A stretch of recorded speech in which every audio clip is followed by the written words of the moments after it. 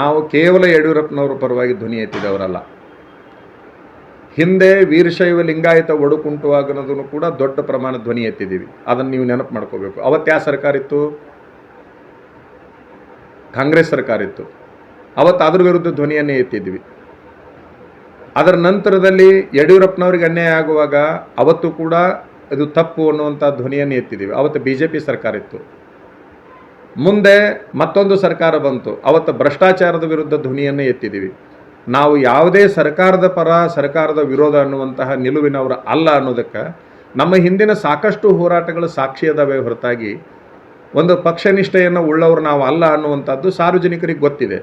ಈಗೂ ಕೂಡ ಯಾರಿಗಾದರೂ ಈಗ ಅವ್ರ ಪರವಾಗಿದ್ದವರು ನಾನಾ ಥರದ ಅಪಪ್ರಚಾರಗಳನ್ನ ಮಾಡ್ತಾ ಇದ್ದಾರೆ. ಇಲ್ಲಿ ವ್ಯಕ್ತಿ ಸರಿ ಇಲ್ಲ ಅಂತ ಹೇಳ್ತಾ ಇದ್ದೇನೆ ಹೊರತಾಗಿ ಪಕ್ಷ ಸರಿ ಇಲ್ಲ ಅನ್ನುವಂಥ ಮಾತನ್ನು ನಾನು ಎಲ್ಲೂ ಹೇಳಿಲ್ಲ. ಪಕ್ಷ ಎಲ್ಲ ಪಕ್ಷಗಳು ಚಲೋ ಇದ್ದಾವೆ. ಆ ಪಕ್ಷದಲ್ಲಿ ಕೆಲವು ಜನ ಭ್ರಷ್ಟರು, ಸ್ವಾರ್ಥಿಗಳು ಇಂಥವ್ರು ಬಂದಂಥ ಸಂದರ್ಭದಲ್ಲಿ, ಸಮಾಜಗಳನ್ನು ಒಡೆದಾಳ್ತಕ್ಕಂಥವ್ರು ಬಂದಂಥ ಸಂದರ್ಭದಲ್ಲಿ ಆ ಪಕ್ಷಕ್ಕೆ ಕಳಂಕ ಆಗ್ತದೆ ಅನ್ನುವಂಥ ಮಾತನ್ನು ನಾವು ಹೇಳಿದ್ದೀವಿ.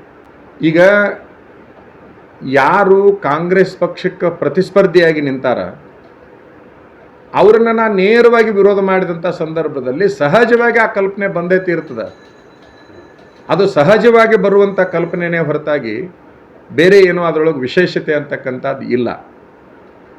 ಈಗ ಸಾರ್ವಜನಿಕರು ಮಾತಾಡ್ಕೊಳ್ತಾ ಇದ್ದಾರೆ, ಇವರು ಬರುವ ದಿನಮಾನದಲ್ಲಿ ಆರಿಸಿ ಬಂದಿದ್ದೇ ಕರೆ ಆದರೆ ಅದ್ಭುತ ಸೇಡಿನ ರಾಜಕಾರಣವನ್ನು ಮಾಡೇ ತೀರ್ತಾರೆ, ಈ ಎಲ್ಲ ನೋವನ್ನು ಮತ್ತೂ ಲಿಂಗಾಯತ ಸಮಾಜದ ಮೇಲೆ ತೀರಿಸಿಕೊಳ್ತಾರೆ, ಇತರೆ ಸಮಾಜಗಳ ಮೇಲೆ ತೀರಿಸಿಕೊಳ್ತಾರೆ ಅಂತಕ್ಕಂಥ ಮಾತನ್ನು ಬಹುಸಂಖ್ಯಾತರು ಆಡ್ತಾ ಇದ್ದಾರೆ. ನೋಡಿ, ಹಿಂದೆ ನಾನು ಮಾಡಿದ ಹೋರಾಟವನ್ನು ನೀವೆಲ್ಲ ನೋಡಿದ್ದೀರಿ. ಏನು ಮಾಡಿದ್ದೀನಿ? ಮಠಮಂದಿರ ಉಳಿಸಿ ಸಮಾಜ ಬೆಳೆಸಿ ಈ ಆಂದೋಲನವನ್ನು ನಾನು ಮಾಡಿದ್ದಿರ್ತಕ್ಕಂಥದ್ದು ಯಾರಿಗೆ ಗೊತ್ತಿಲ್ಲ? ಮಠಗಳನ್ನು ಉಳಿಸಬೇಕು, ಸ್ವಾಮಿಗಳನ್ನು ಉಳಿಸಬೇಕು, ಆಸ್ತಿಗಳನ್ನು ಉಳಿಸಬೇಕಂತ ನಾವು ಹೋರಾಟ ಮಾಡಿದ್ದೀನಿ. ಮೈಸೂರಿನಲ್ಲಿ ನಿರಂಜನ ಮಠವನ್ನು, ಒಂದು ಲಿಂಗಾಯತ ಮಠ ಅದು, ಆ ಲಿಂಗಾಯತ ಮಠವನ್ನು ಇವ್ರು ಏನು ಮಾಡಿದ್ರು ಅಂತಂದ್ರೆ ರಾಮಕೃಷ್ಣ ಆಶ್ರಮಕ್ಕೆ ಬರೆದು ಕೊಟ್ಟರು, ಕ್ಯಾಬಿನೆಟ್ನೊಳಗಿಟ್ಟು ಸದಾನಂದ ಗೌಡರು ಮುಖ್ಯಮಂತ್ರಿ ಇದ್ದಾಗ. ನಾನು ಮೈಸೂರಿಗೆ ಹೋಗಿ ಹೋರಾಟ ಮಾಡಿರ್ತಕ್ಕಂಥದ್ದು ಎಲ್ಲ ಮಾಧ್ಯಮದಲ್ಲಿ ಹರಡಿರ್ತಕ್ಕಂಥದ್ದು ಎಲ್ಲರಿಗೂ ಗೊತ್ತಿದೆ. ಈ ಗದಗ ಜಿಲ್ಲಾದ ಒಬ್ಬ ಮಠಾಧಿಪತಿಯಾಗಿ ಮೈಸೂರಿನಲ್ಲಿ ಹೋಗಿ ನಾನು ಪ್ರತಿಭಟನೆ ಮಾಡಿದ್ದೀನಿ. ಅದು ಸಮಾಜಕ್ಕೆ ಅರಿವಿಗೆ ಬರಬೇಕು. ಮಠಗಳ ಉಳಿವಿಗಾಗಿ ಹೋರಾಟ ಮಾಡಿದ್ದೀನಿ, ಮಠಾಧಿಪತಿಗಳ ಉಳಿವಿಗಾಗಿ ಹೋರಾಟ ಮಾಡಿದ್ದೀನಿ, ಸಮಾಜದ ಉಳಿವಿಗಾಗಿ ನಾನು ಭಾಳಷ್ಟು ವಿಚಾರಗಳನ್ನು ಮಂಡನೆ ಮಾಡಿದ್ದೀನಿ, ಯುವಕ ಯುವತಿಯರ ಜೀವನದ ಬಗ್ಗೆ ಬಹಳಷ್ಟು ಹೋರಾಟಗಳನ್ನು ಮಾಡಿದ್ದೀನಿ. ಯಾರಿಗೆ ನನ್ನ ಹೋರಾಟದ ಅರಿವು ಗೊತ್ತಿಲ್ಲ. ನನ್ನ ಹೋರಾಟವನ್ನು ಹತ್ತಿಕ್ಕಬೇಕು ಅನ್ನುವಂಥ ಒಂದೇ ಒಂದು ಕಾರಣಕ್ಕಾಗಿ ಈ ಕೇಂದ್ರ ಸಚಿವರ ಹಿಂಬಾಲಕರು ಇಲ್ಲಬಾರದ ತೇಜೋವಧೆಗಳನ್ನು ಮಾಡ್ತಾ ಇದ್ದಾರೆ. ಅದು ವಿಶೇಷವಾಗಿ ಅವ್ರ ಸಮಾಜದವರು ತೇಜೋವಧೆ ಮಾಡುವಂಥ ಕೆಲಸ ಮಾಡ್ತಾ ಇದ್ದಾರೆ. ಇದು ಯಾರಿಗೆ ಗೊತ್ತಿಲ್ಲ? ನೀವು ಈಗ ನೋಡಿ, ಮಾಧ್ಯಮಗಳನ್ನು ನಿಯಂತ್ರಣ ಮಾಡಿದರು ನಮ್ಮ ಹೋರಾಟ ಪ್ರಾರಂಭ ಆದ ಮೇಲೆ, ಮಠಾಧಿಪತಿಗಳನ್ನು ನಿಯಂತ್ರಣ ಮಾಡಿದರು, ಸಮಾಜದೊಳಗೆ ಬುದ್ಧಿಜೀವಿಗಳನ್ನು ನಿಯಂತ್ರಣ ಮಾಡಿದರು, ಒಳ್ಳೆಯ ಪ್ರಾಮಾಣಿಕ ತರುಣರನ್ನು ನಿಯಂತ್ರಣ ಮಾಡಿದರು. ಏನಿದರ ಅರ್ಥ?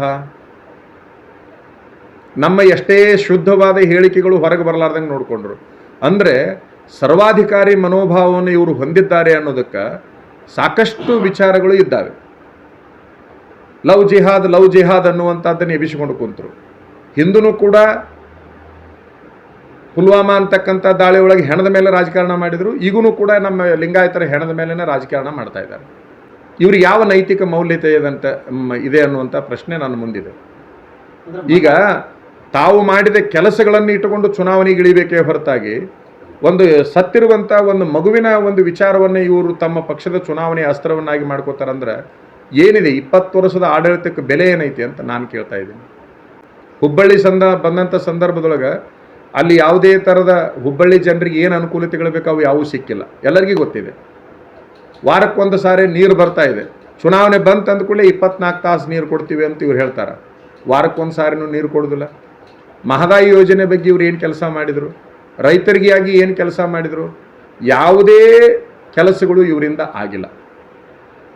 ಎಲ್ಲರಿಗೂ ಗೊತ್ತಿದೆ. ಅದು ಹೊಗಳಭಟ್ರು ಕೆಲವು ಜನ ಹಿಂದಿರೋದ್ರಿಂದ, ಅವರಿಗೆ ಸಾಕಷ್ಟು ಹಣ ಹಿಂದಿರೋದ್ರಿಂದ ಆ ಹಣವನ್ನು ಬಳಕೆ ಮಾಡಿಕೊಂಡು ಏನೆಲ್ಲ ದುರುಪಯೋಗ ಪಡಿಸಿಕೊಳ್ಳುವಂಥ ವ್ಯವಸ್ಥೆ. ಯಾಕಂದ್ರೆ 20 ವರ್ಷದ ಅವಧಿ ಒಳಗೆ ಸಾಕಷ್ಟು ಲೆಕ್ಕ ಇರಲಾರ್ದಷ್ಟು ಸಂಪತ್ತನ್ನು ಮಾಡಿಕೊಂಡ್ರೆ ಸಂಪತ್ತಿನ ಪ್ರಭಾವದಲ್ಲಿ ಇವತ್ತಿನ ದಿವಸ ಎಲ್ಲದನ್ನೂ ಮುಚ್ಚಿ ಹಾಕಿಬಿಡ್ತೀನಿ ನಾನು ಅನ್ನುವಂಥ ಶಕ್ತಿ ಒಳಗೆ ಅವ್ರು ಹೊಂಟಿದ್ದಾರೆ.